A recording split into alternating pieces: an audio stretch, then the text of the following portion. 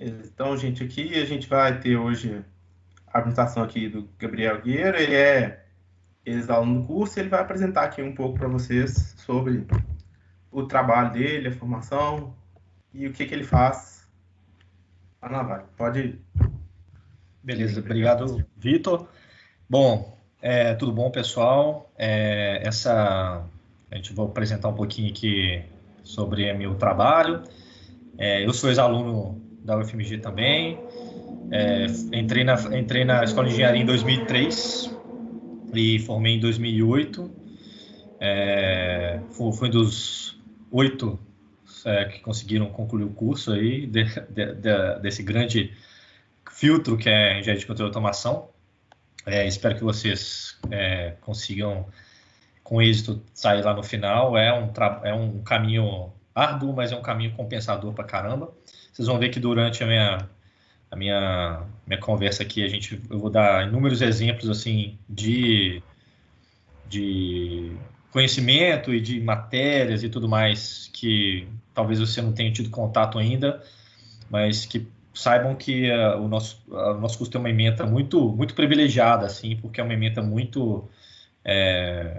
com um espectro muito amplo, assim, né? Então, ela já dá uma base muito boa para a gente seguir vários caminhos. E eu sempre fui um cara que gostou de não aprofundar demais numa coisa e ter um conhecimento mais holístico, assim, sobre os processos. Então, assim, eu acho que é um curso muito interessante e que dá condição para a gente fazer isso, né? Então, assim, eu formei em 2008, trabalhei em integradora de automação, dando startup, rodando o Brasil aí, dando startup em planta de biodiesel, siderúrgica, mineração, automotivo, tudo.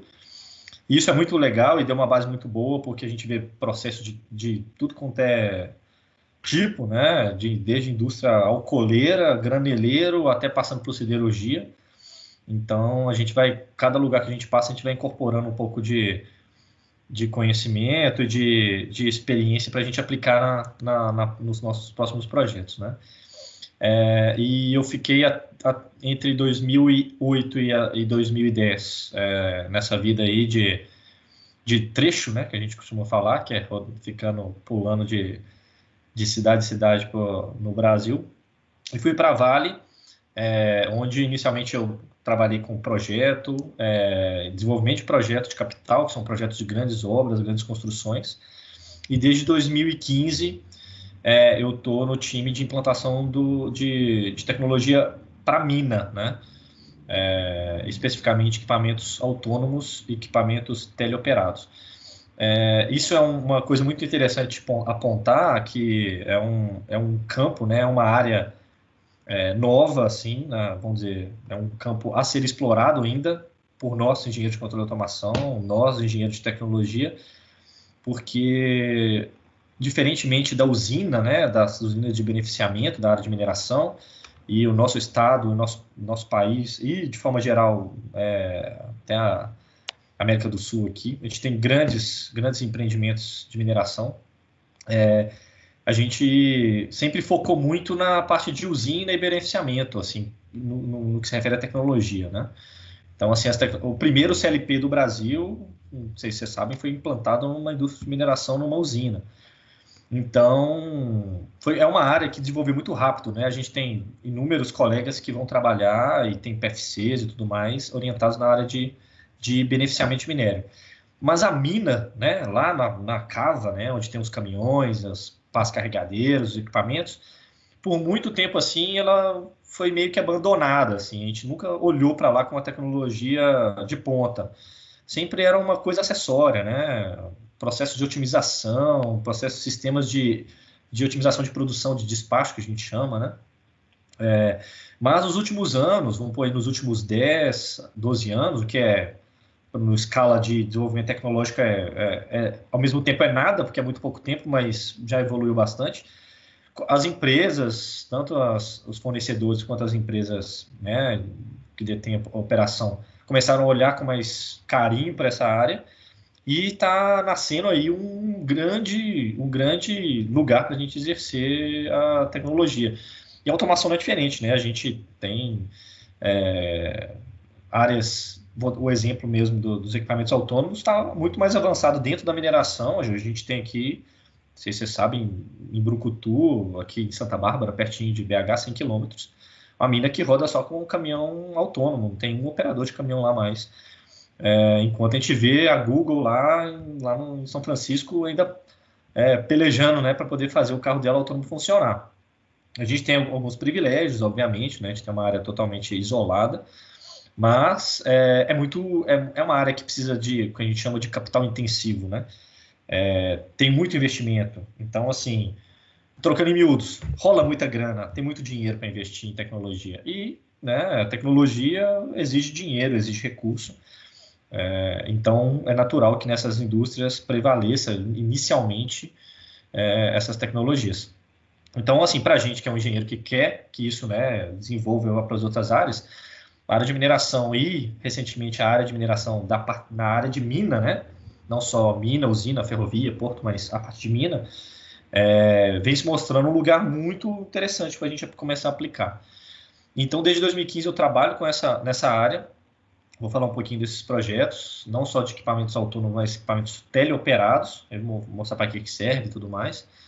E é uma área que eu acho que quem gostar e tiver algum interesse devia olhar com carinho, porque é uma área com grandes possibilidades. Assim. Vamos lá. Então, assim, de forma geral, né, o que eu vou mostrar aqui, né, essa bagunça aí, mas de forma geral eu vou mostrar que como nós, engenheiros, né, vou falar aqui de engenheiro de controle de automação, que é o nosso caso, né, somos resolvedores de problemas, né, e cada vez que a gente incorpora um aprendizado, um conhecimento diferente, né, a gente está incorporando ali na nossa caixa de ferramentas ali uma ferramenta diferente para a gente resolver um problema diferente. Né? A gente não vai querer usar um martelo para apertar um parafuso. Então, a gente precisa ter uma caixa de ferramenta ampla, né, com vários tipos de ferramenta para a gente poder resolver diversos tipos de problemas que vão aparecer. Então, eu vou falar um pouco disso. De forma mais estruturada, né? Primeiro eu vou passar um pouquinho sobre o que eu faço hoje, focando nesse assunto que eu falei, né? Da caixa de ferramentas, né?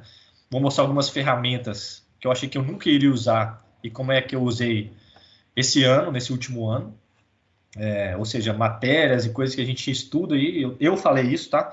Eu tenho certeza que vocês falam também, tipo assim, puta, eu tô aprendendo isso aqui e eu tenho certeza que eu nunca mais na minha vida vou usar isso aqui. Tô fazendo essa aula de vigas, né, de mecânica dos sólidos, de fenômenos de transporte, eu falo, nunca mais vou usar isso. Então, assim, você pode ser que tenha razão, mas pode ser que não, pode ser que você precise. E eu vou mostrar como é que eu precisei de umas coisas que eu não imaginava que eu ia precisar, né.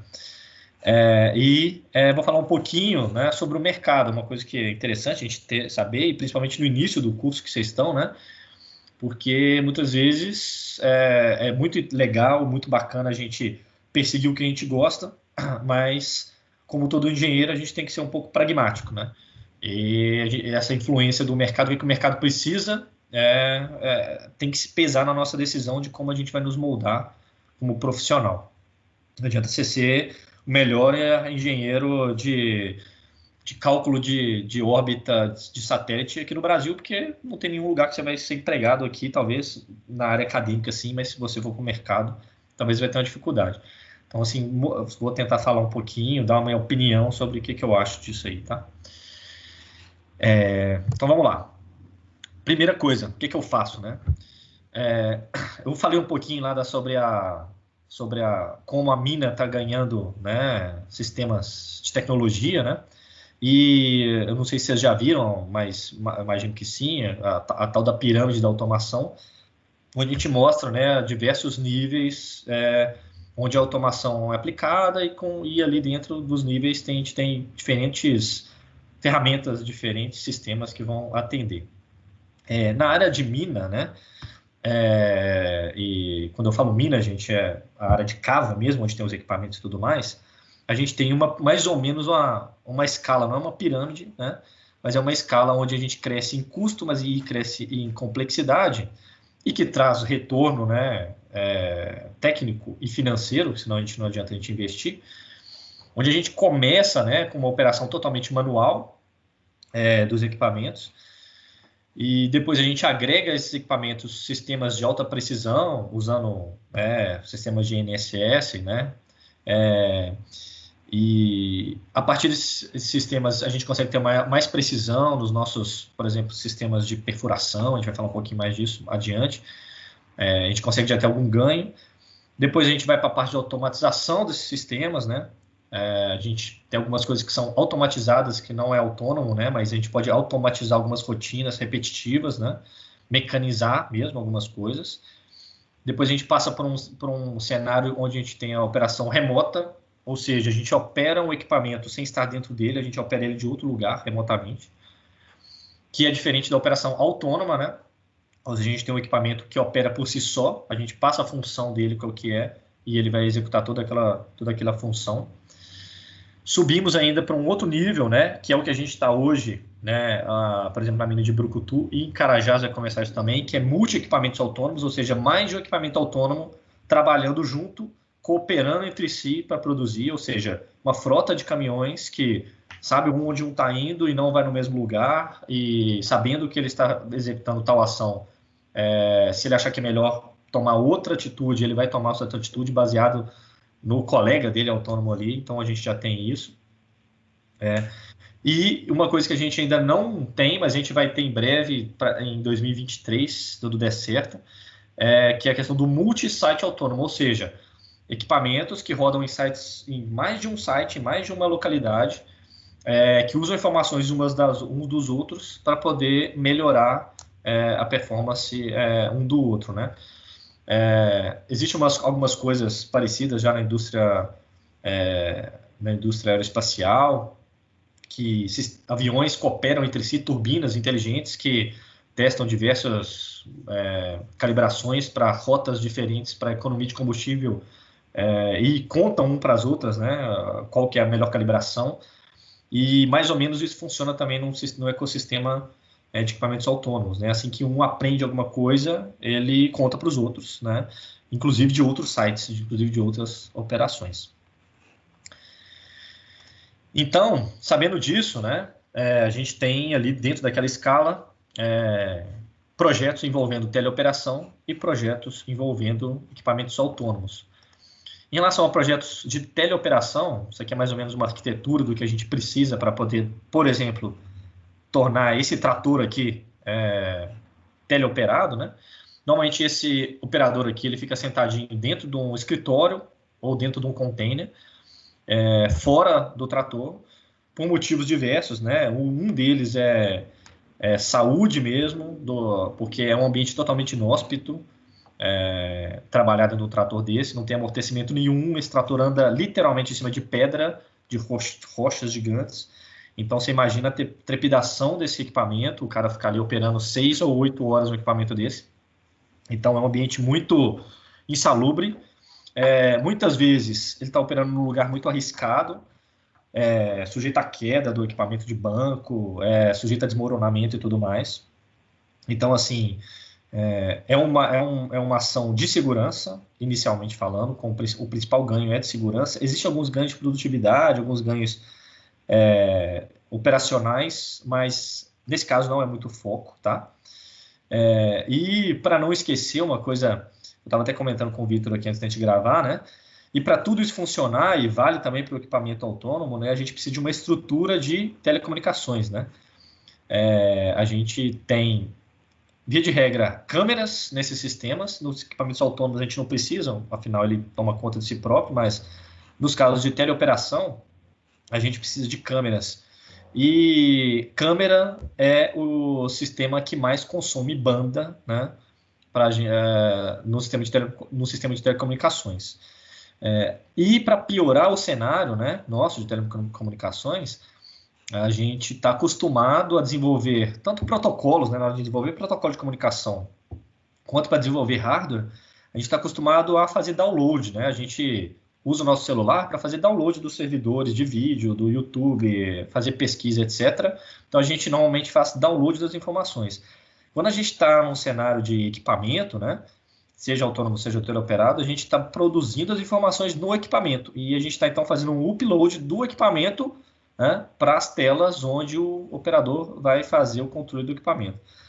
Então, a gente inverte, né, a lógica. E isso causa uma série de problemas, porque toda a nossa indústria de fornecimento, toda a nossa indústria de desenvolvimento de protocolo está acostumada com o contrário.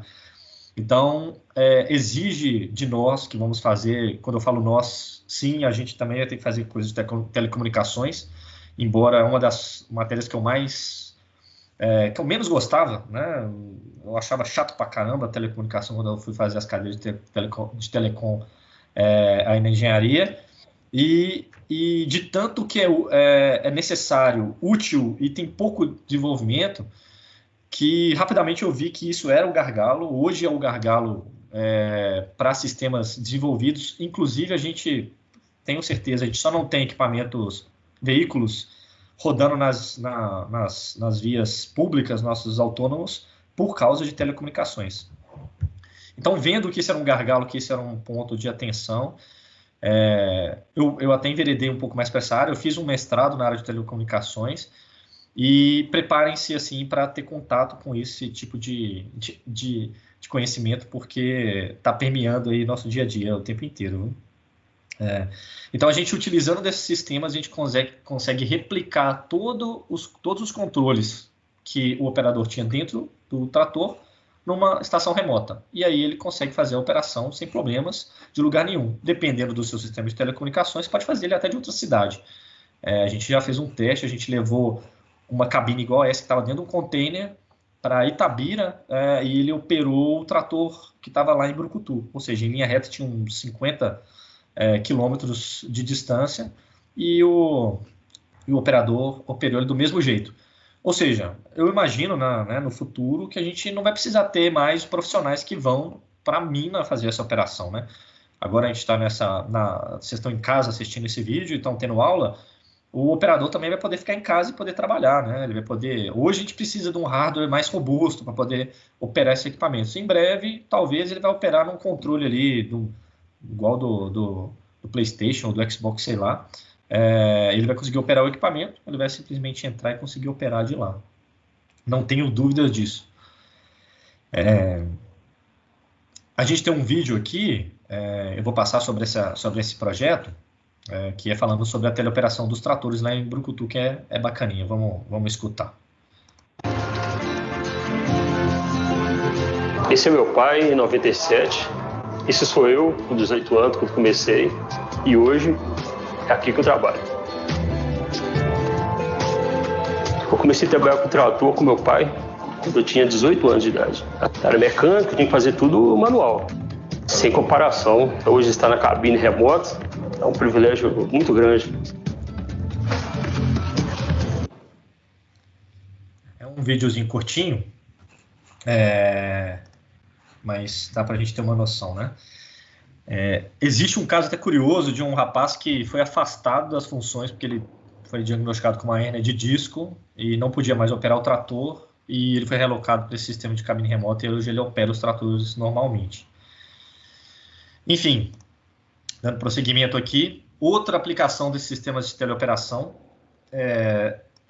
no descomissionamento de barragem. Eu acho que vocês estão acompanhando isso, né? Ultimamente não tem como ficar de fora desse assunto. A Vale está descomissionando todas as barragens que têm o mesmo método construtivo daquela barragem que rompeu lá em Brumadinho. Já vinha no processo até anterior a Brumadinho fazendo isso. E para você poder fazer isso, muitas vezes você precisa colocar equipamentos na área ali, né, que você está fazendo literalmente desmontando aquela estrutura. E durante esse processo é um processo arriscado, um processo perigoso. Você não pode deixar que as pessoas fiquem vulneráveis. Então, via de regra, a gente vai utilizar equipamentos teleoperados para fazer esse tipo de trabalho, tá? Então, a gente tem aqui um videozinho aqui mostrando essa mina de Mar Azul, fica pertinho aqui de BH, na saída do viaduto da Mutuca ali, E a gente tem algumas coisas até interessantes. Esse caminhão, por exemplo, de pequeno porte, ele é teleoperado. Nunca tinha sido feito no mundo esse tipo de operação daquele tipo de equipamento, caminhão convencional teleoperado. Ali a gente tem um trator, tá até com os vidros da cabine tampados com a manta térmica, né, para ajudar na refrigeração. A gente tem os equipamentos lá dentro.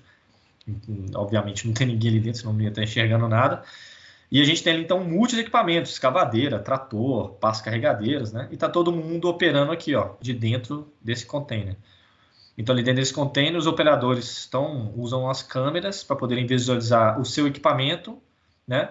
E utilizam as câmeras para visualizar também a área de trabalho. Então, assim, de certa forma, o cara consegue até enxergar mais do que ele enxergaria se ele estivesse dentro do equipamento. Ele consegue ver o entorno, ele consegue ver o outro colega.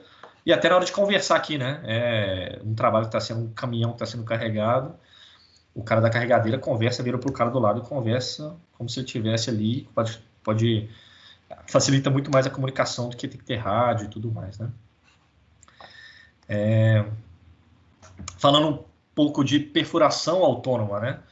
Quando eu fui para essa área, eu não sabia sequer que existia esse equipamento e sequer que existia esse processo, né? Que nada mais né, do que para a gente poder transformar uma área dessa aqui, uma representação da área de lavra, né? Para a gente poder ter esse sisteminha bonitinho aqui, né? Essa escavadeira carregando esse caminhão, a gente precisa criar esses cortes aqui, né? A gente precisa criar os bancos e as bermas, né?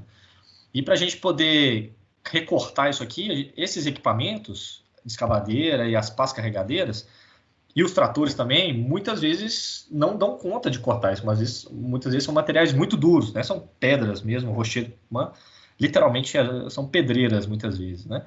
Então a gente utiliza esse equipamento pequenininho que está mostrando ali, mas está melhor representado aqui embaixo, que são as perfuratrizes, que vão fazer furos naquele material, nada mais são do que, né, furadeiras gigantes mesmo, que vão furar aquilo ali, a gente vai carregar com explosivo e vai detonar aquele material. Então as perfuratrizes fazem os furos ali, ó, enche de explosivo e detona o material. Então, assim, não precisa falar que é uma operação que está num ambiente de risco, né? Num ambiente não muito agradável de se ficar. Também sofre dos mesmos problemas de ergonomia lá do trator, é um equipamento sem qualquer amortecimento, numa esteira, rodando no material duro, chacoalha pra caramba. Um ambiente totalmente inóspito e perigoso. Então, nada mais interessante do que a gente desenvolver uma tecnologia de equipamento autônomo para isso. Nesse caso aqui não é mais teleoperado, né? Então, a gente precisa saber, né, como todo engenheiro de controle de automação, precisa mergulhar no processo, né? O que a gente vai ter que automatizar? No caso dos caminhões, é até mais simples, né? A gente precisa só que faça um caminhão ande do ponto A para o ponto B, né? E bascule o material, fique esperando lá ser carregado. E no caso da perfuratriz é até mais complexo, porque a perfuratriz, além dela se locomover, né? Ela precisa fazer a tarefa de perfuração. E essa tarefa de perfuração, acredite, não é simples. Ela vai usar uma broca aqui que aplica pressões gigantescas no solo. Utilizam essas brocas tricônicas aqui que são móveis, tem partes móveis dentro dela. Você ajusta as pressões de ar que vão ser dentro dessa haste vai ser injetado o ar com alta pressão para remover esse material, né? Para você não ficar ali furando, cheio de material que você está perfurando. E muitas vezes você tem que, dependendo da profundidade desse furo, você tem que emendar uma haste na outra. Então você tem que, imagina uma furadeira que você fura uma broca, depois você tira, deixa a broca lá dentro, acopla outra broca na furadeira e continua perfurando para criar uma perfuração bem profunda, né? Então esse processo a gente tem que automatizar ele todo. E para você automatizar ele todo, você tem que entender do sistema, do equipamento, do compressor da máquina, do sistema de ar e também do processo, né? O que é um furo bem feito, o que é um furo que vai gerar uma detonação adequada.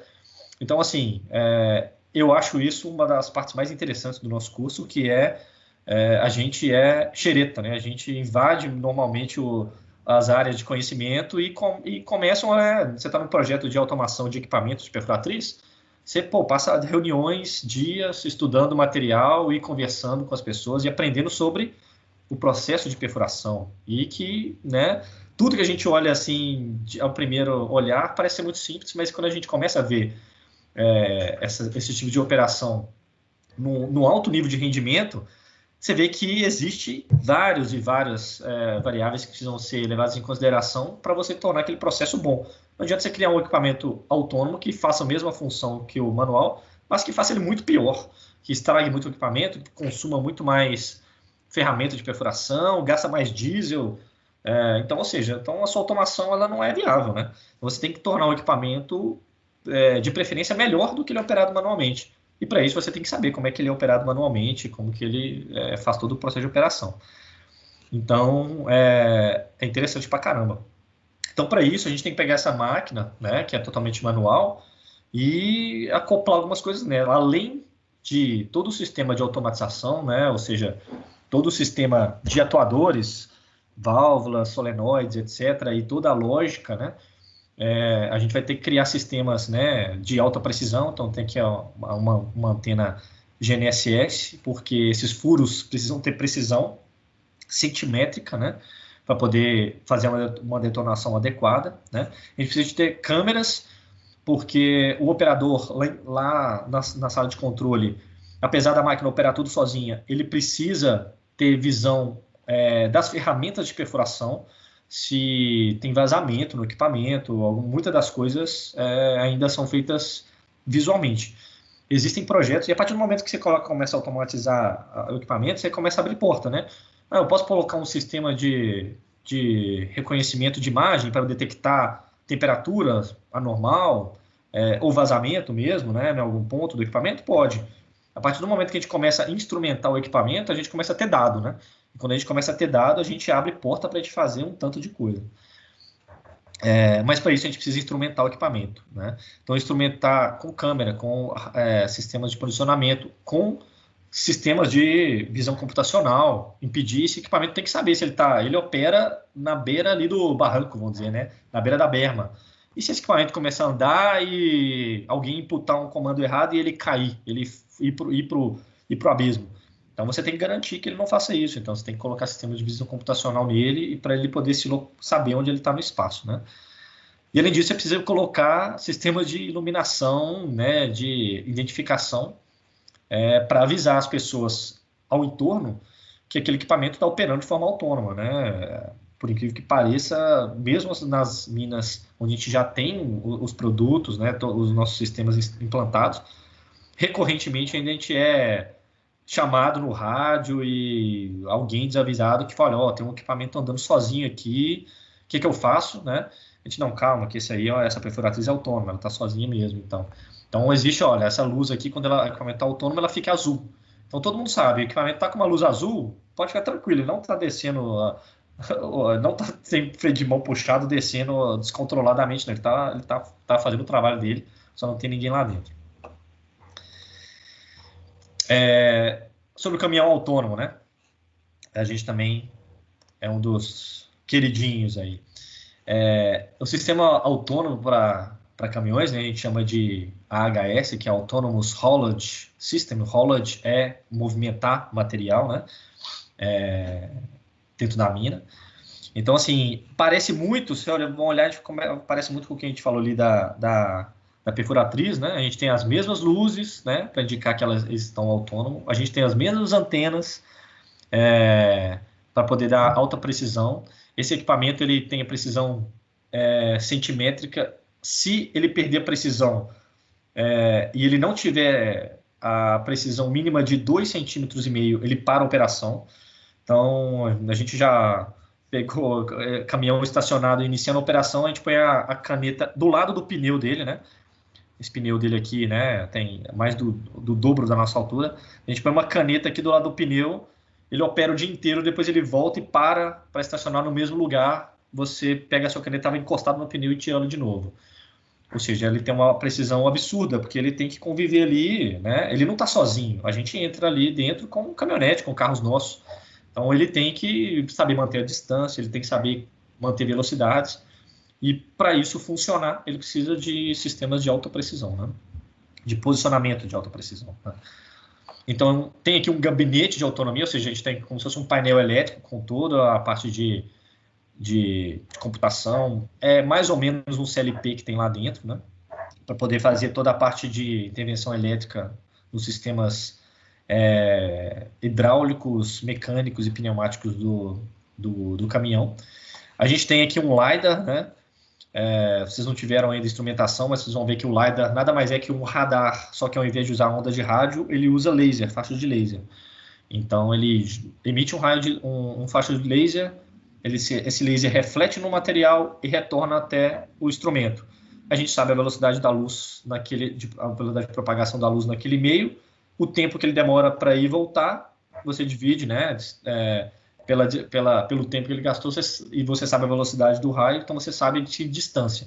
Quando você emite inúmeros, e nesse caso aqui são cerca de 500 mil por segundo, raios laser ao redor do caminhão, com 170 graus de abertura, você começa a ter uma visão computacional, literalmente, de tudo que está te cercando. Então, ele consegue montar um mapa tridimensional de tudo que está à frente dele, e aí ele pode, com essas informações, tomar decisão se para, se aquilo é uma pessoa, se aquilo ali é uma berma, se é um caminhão, então tá tudo bem, eu sei onde é que ele está, porque eu tenho meus sistemas de posicionamento, ou se eu devo parar emergencialmente, né? A gente faz testes, joga coisa na frente do caminhão para poder ver se ele para, para ver se ele está com esses sistemas de visão computacional funcionando, né? Além desse sistema de visão computacional, a gente tem um sistema de radar também, complementar, né? A gente sabe que a luz ela tem problema para poder passar objetos, né, sólidos, então poeira, gotícula de chuva que tem um nível de refração às vezes muito que atrapalha, né, neblina muito forte, pode atrapalhar um pouco o LiDAR, então por isso a gente também tem um radar complementar para poder atuar nessa função de visão computacional do equipamento, né?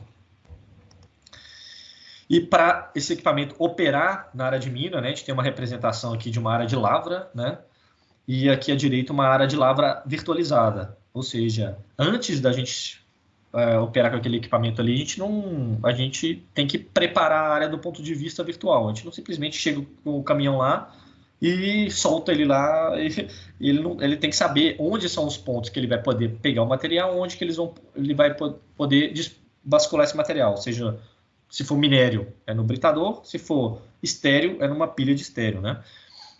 Além disso, a gente traça quais são as rotas, né?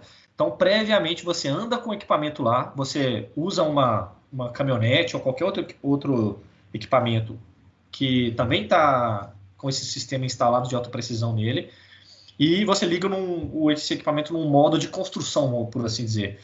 E para o sistema equivale ao seguinte: olha, onde eu estou andando agora, todos os outros equipamentos vão poder andar, porque se eu estou andando agora e estou falando que isso aqui é uma estrada, aqui está liberado para andar. Então você liga esse sistema e começa a rodar com o seu equipamento dentro da mina, começa a fazer o upload dessa informação de terreno para o sistema.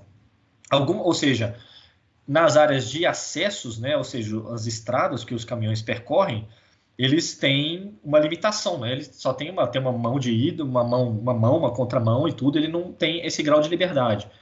Ele tem que seguir isso tudo que a gente falou para ele quando a gente foi fazer esse levantamento.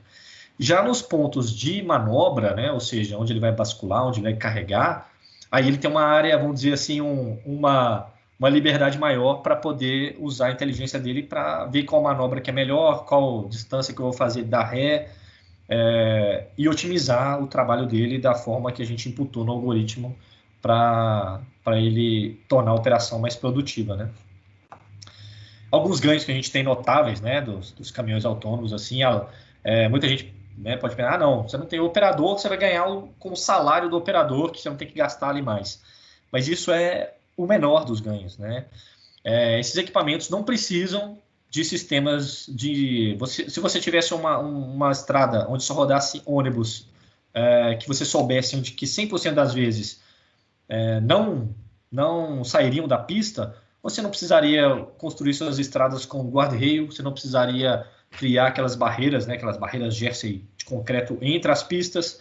Você talvez não precisaria nem de pista duplicada, porque todos podem alcançar a velocidade máxima do equipamento, ou seja, os caminhões autônomos, eles não têm limite de velocidade, eles andam até a velocidade que o equipamento é capaz, porque o homem a gente já tem alguns limites de velocidade dadas as condições.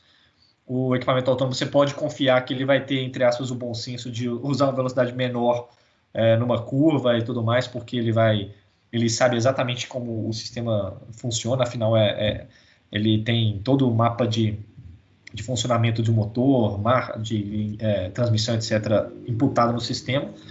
Então, assim, a gente tem ganhos expressivos de performance no equipamento, tanto de velocidade média, de utilização, eles erram menos marcha, eles usam a marcha correta, então eles quebram menos o equipamento, eles poupam os pneus, eles poupam combustível pra caramba.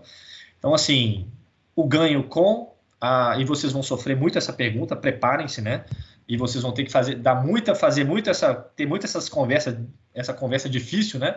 Que é, por via de regra, quando a gente automatiza alguma coisa normal, que era manual, normalmente essa pessoa que fazia isso manualmente deixa de ter aquele trabalho, né? Então, esse discurso é um discurso que vocês precisam saber quais são os benefícios, vender isso de forma justa e vender isso de forma correta, usando os argumentos corretos. No caso aqui, o ganho com a remoção do operador é um dos menores dos ganhos, né? Aí tem um videozinho aqui no YouTube.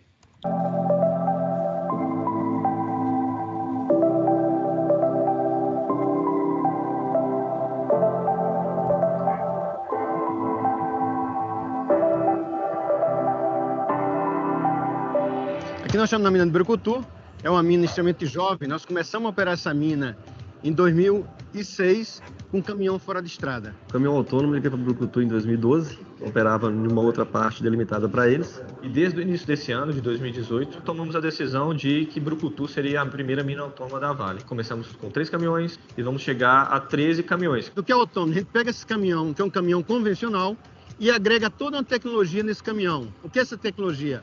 Radares, comunicação via GPS, uma rede de Wi-Fi e uma coisa mais importante, uma sala de controle com pessoas para fazer todo o controle dessa frota. O grau de tolerância que eles admitem para serem operados é de mais ou menos 2 centímetros. Ou seja, ele passa exatamente no mesmo local, como se fosse um trem em cima de um trilho.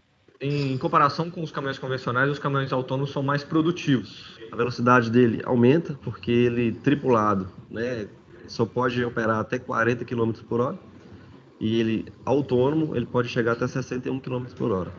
O que mais me impressiona é a parte de segurança nessa frota.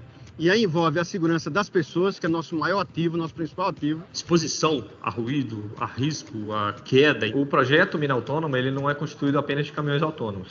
E um equipamento que não é autônomo, mas é uma tecnologia onde a Vale é pioneira no uso disso nas operações mineiras, é o trator comandado remotamente. Isso é um trator de esteira, cabine remota. É o mesmo trator que tem lá, a cabine, as mesmas funções que tem aqui, eu tenho lá. Só que, porém, eu estou remoto, a longa distância. Eu sempre fui operador de trator. Aí o pessoal me convidou para me fazer parte do projeto. Começa a primeira do Brasil, e parece que a segunda do mundo, fiz parte do processo para estar do jeito que está aqui hoje. Nós treinamos pessoas e essas pessoas começaram com a gente em Brucutu, isso nos honra muito. Hoje essas pessoas estão como projetistas, como controladores, como analista de sistema e como técnico de campo, fazendo toda essa engrenagem dos caminhões autônomos operarem. Com a implantação do projeto Mina Autônoma em Brucutu, nós estamos iniciando um grande passo para implantar e mudar a história da mineração na Vale e no Brasil. Bom, gente, não é propaganda, assim, mas realmente é um projeto muito bacana. E eu acho que, assim, estamos abrindo a porta para várias outras tecnologias. Esse projeto tem braços hoje em diversas minas do Brasil e fora do Brasil. E podem ter certeza que quando vocês formarem, vocês vão encontrar um terreno muito mais fértil nesse assunto, sabe? E espero que muito mais desenvolvido, né? Hoje a gente tem muito problema, inclusive, para conseguir gente para trabalhar com essas competências relacionadas a isso, de tudo que eu falei ali, de câmeras, sistema de telecomunicações, né? É difícil de encontrar um profissional e nós, né, engenheiros de controle de automação, a gente tem toda a condição de permear todas essas tecnologias que a gente falou ali.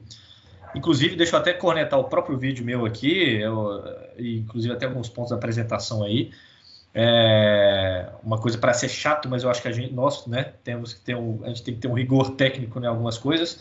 Toda vez que alguém falar com você de sistema GPS, entenda, na verdade, que eles estão querendo falar o sistema GNSS. O sistema GNSS é um sistema de navegação por satélites, é um sistema global com navegação de satélites. O sistema GPS é uma das constelações de satélites que a gente tem no mundo, né? Que é o sistema da Força Aérea Americana. Então, a constelação de satélites ela tem GPS, tem Galileu, com o sistema europeu, tem o Beidou com a constelação chinesa. Então, assim, toda vez que alguém quiser pagar de chato, né? Alguém falar GPS, você não. O que você está querendo dizer é GNSS. GPS é só uma parte. Então, assim, é uma gafezinha aí técnica que a gente tem no vídeo, mas tem que comentar. Beleza, passando aqui um pouco de capítulo, né? Vamos falar agora sobre aquilo que eu tinha avisado lá, né? Sobre as coisas que a gente estuda e que a gente, muitas vezes, eu fui um cara que falei isso diversas vezes e para muitas coisas que estão aqui listadas, que eu estava estudando, virando noite lá para a bendita prova, e eu falava assim, caramba, eu estou fazendo essa derivada de linha, essa integral de linha aqui, eu nunca mais vou usar essa porcaria para nada. Teorema do limite central, quero ver alguém me falar quanto que eu vou usar isso, um engenheiro que usa isso na vida prática. Enfim, então assim, estou aqui para mostrar que eu quebrei a cara, tá?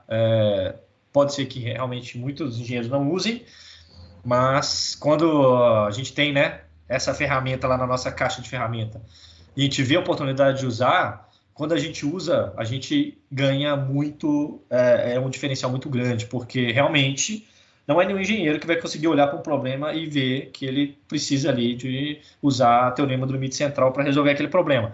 Mas o cara que consegue enxergar isso, ele consegue, com certeza, ter algum diferencial na hora de resolver aquele problema, né? Eu vou dar alguns exemplos das coisas que eu quebrei a cara ultimamente, né? Então, a primeira delas, né, a meu primeiro incumbência que eu recebi assim que eu cheguei no projeto de equipamentos autônomos. Vocês podem achar que não, vão olhar a questão de instrumentação, olhar a questão do algoritmo, que nada. Eu precisei fazer o projeto do prédio que a gente ia montar o nosso escritório.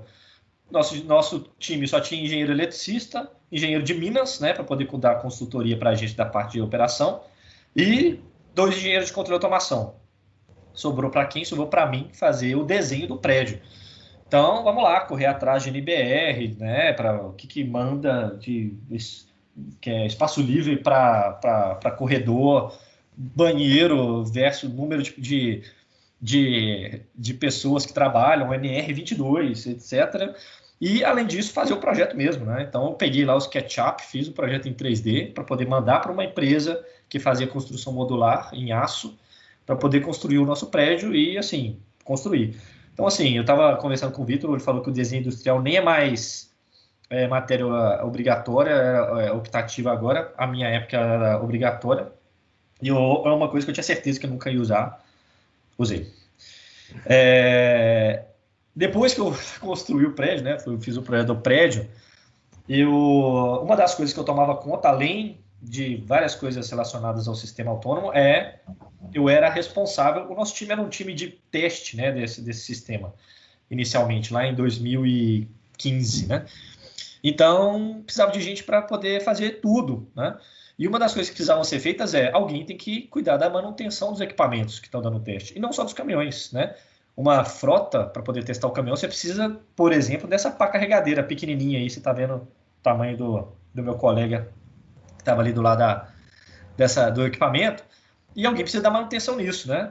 E caiu no meu colo isso, olha, você vai dar manutenção nas pás carregadeiras, nas perfuratrizes, nos tratores de esteira, trator de pneu, dos caminhões, e é o seguinte, plano de manutenção, eu quero a disponibilidade física acima da curva recomendada. A disponibilidade física é o quanto que você consegue disponibilizar aquele equipamento para operação.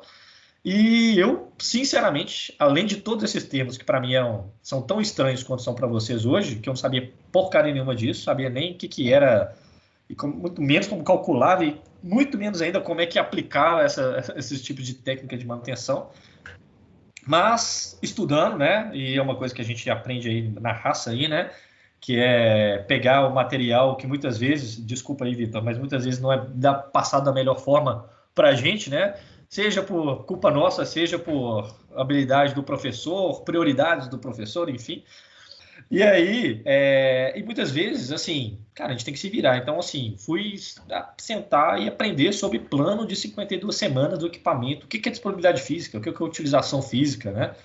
E, cara, se você não tiver um conceito de estatística bem feito, você tá roubado. E, assim, quando terminou o projeto, a gente foi embora, né, da mina, 3 anos e meio depois. O meu maior orgulho, eu não estou brincando isso, não foi entregar o projeto dos caminhões autônomos funcionando, os caminhões rodando bonitinho lá, etc.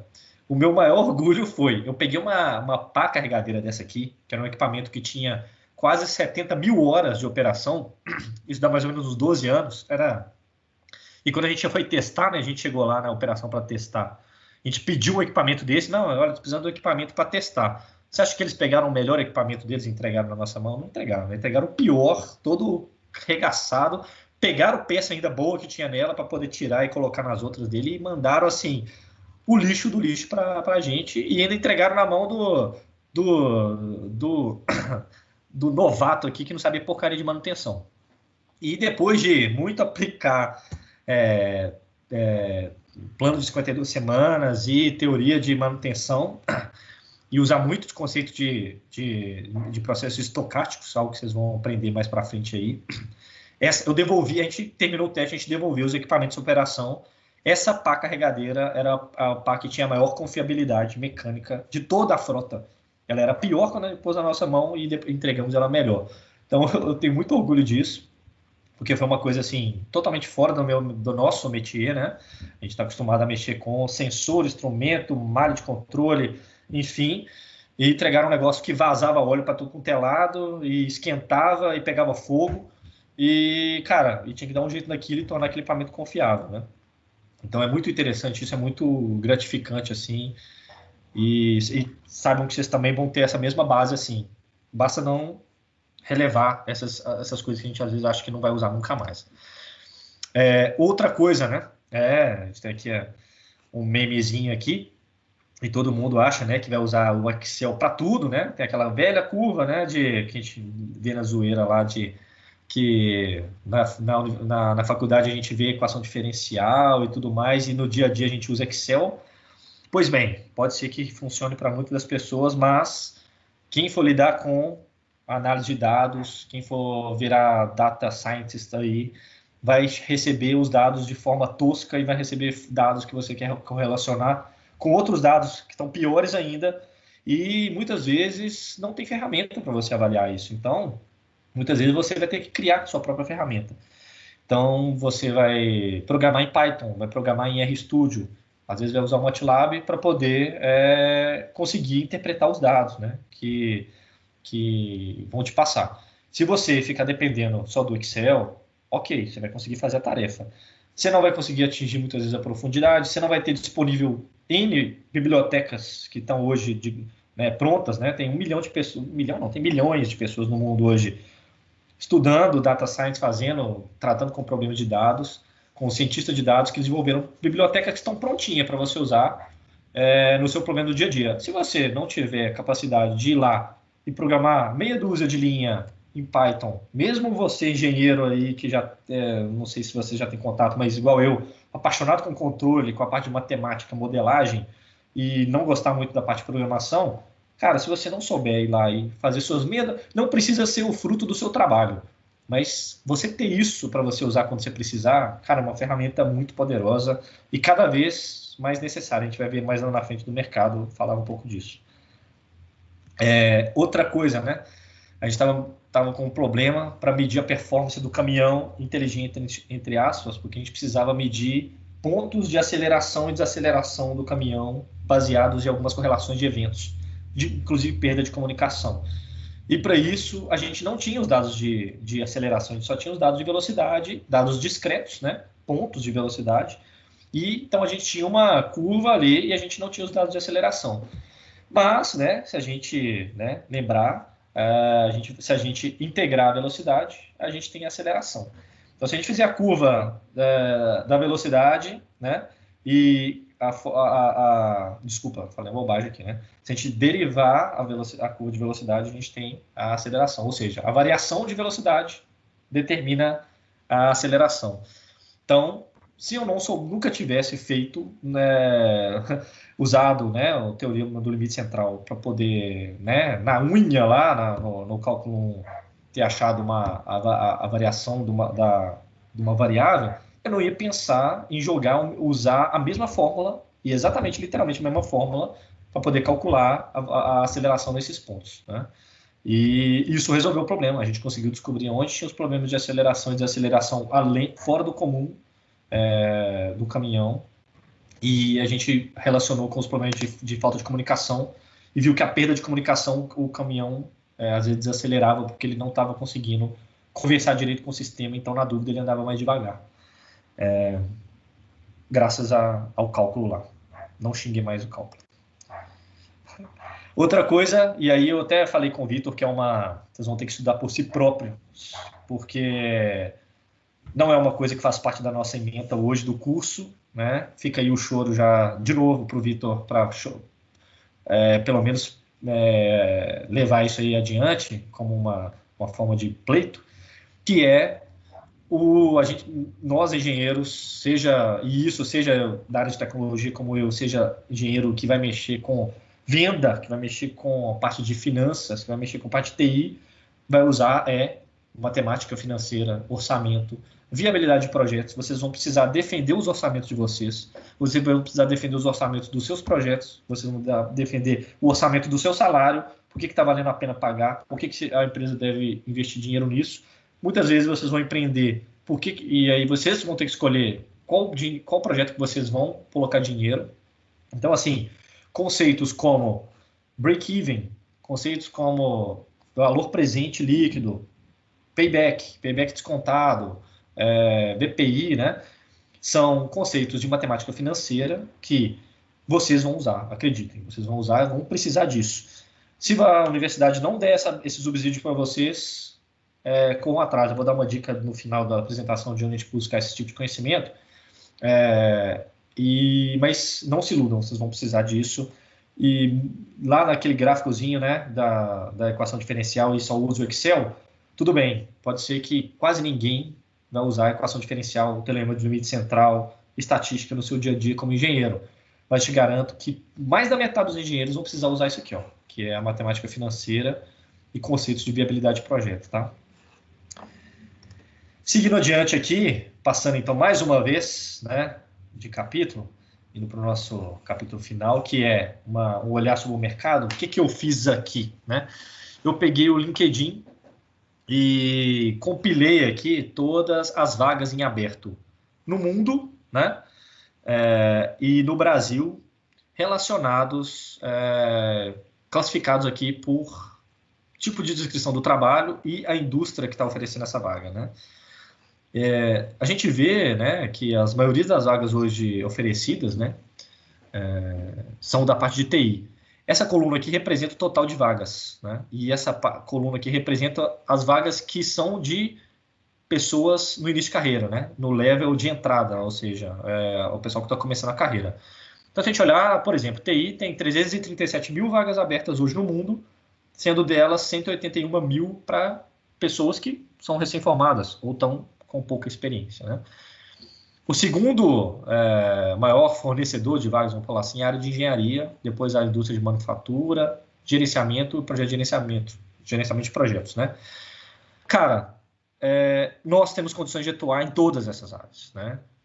Temos ferramentas, né? Lembrando da nossa caixa de ferramentas, a gente tem ferramenta para aplicar em tudo isso aqui. Algumas a gente vai precisar caprichar um pouco mais, né? A parte de gerenciamento de projeto, talvez a gente não vai ter tanta coisa assim, né? O pessoal da produção, né, vai ter, tudo bem, podem ficar com as 9 mil vagas lá, Mas você pode muito bem complementar isso com uma pós, com alguma coisa depois se vocês quiserem, facilmente, sabe? Outra coisa interessante é olhar as indústrias que estão oferecendo esse tipo de vaga, né? Quem mais está oferecendo esse tipo de vaga são a indústria de TI, a parte de computação e software, né? E a parte, olha só, financeira, né? Depois vem a parte de construção, que realmente a gente tem pouca atuação, né? Tem sim, mas é pouco, né? E a parte elétrica e eletrônica a gente, de novo, tem grande parte, né?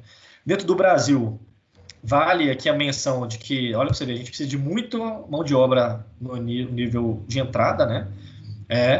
E as indústrias que estão relacionadas, olha só, a primeira é TI, então lembrando lá de novo, né?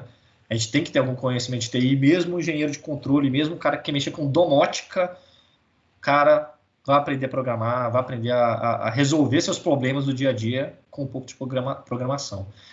A segunda aqui vem a parte de engenharia muito relacionada a finanças, então, de novo, vale ali, né, a chamada, né, para estudar um pouco disso. Depois vem a parte de RH, que não é muito nossa praia, né, internet sim, e de novo, construção, né. Então, assim, visão geral, se você quiser moldar sua carreira para ter mais oportunidade, né, para colateralmente, às vezes, né, ser aplicável aos seus conhecimentos em uma área maior do que o mercado demanda, é lógico, né, que daqui a não sei quanto tempo demora para formar, então, que é primeiro ou segundo período, Vitor, não sei. Primeiro, né, daqui a 5 anos, pelo menos, né, esse mercado vai mudar, mas muito provavelmente vai continuar sendo os mesmos tópicos, talvez mude um pouco o contexto, mude um pouco o negócio, mas 5 anos a gente não tem uma guinada tão absurda assim no mercado de engenharia e TI, não. Vai mudar as ferramentas, as competências que estão lá dentro, mas tende ainda a aumentar mais ainda. Então, olhando isso na grande, né, figura, assim, a gente vê que existe uma demanda muito grande para a parte de TI, para a parte de engenharia, muito relacionada à programação e à parte financeira, né? Então, assim, tenho isso em mente na hora de ir moldando a carreira de vocês. Por fim, eu deixo aqui algumas dicas, né? Falei tanto da parte de programação, tem alguns sites, tudo aqui eu coloquei, tem coisa gratuita, tem conteúdo gratuito, tá? A Udemy e a Coursera são mais famosos, mas a Codecademy e essa Cognitive Class aqui são opções interessantíssimas, porque a Codecademy tem cursos de Python para vocês aprenderem todos de graça, né? A Cognitive Class, além de ser de graça, ela ensina conteúdos ligados a Data Science, se você quiser aprender de Machine Learning, Data Mining, etc.